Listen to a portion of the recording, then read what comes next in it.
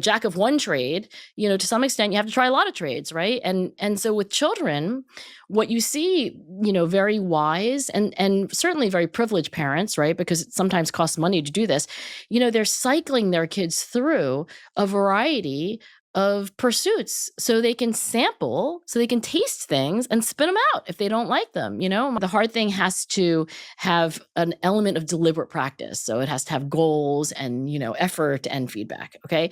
So Viola counted, right? But like that little studio down the street where you basically just ate goldfish crackers and like hung out, like that doesn't count because there are no goals, there's no effort, there's no feedback.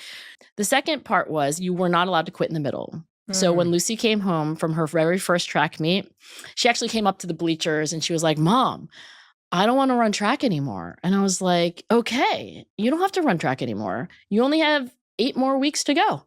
So we did not let our kids quit in the middle of a commitment. We're like, "You are Duckworth. We finish what we begin." But the third part said that nobody gets to choose your hard thing but you.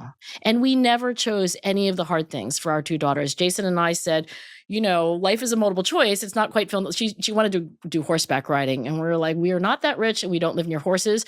So there was some, reality to the childhoods that they lived, but we really tried to let them sample as many things as possible.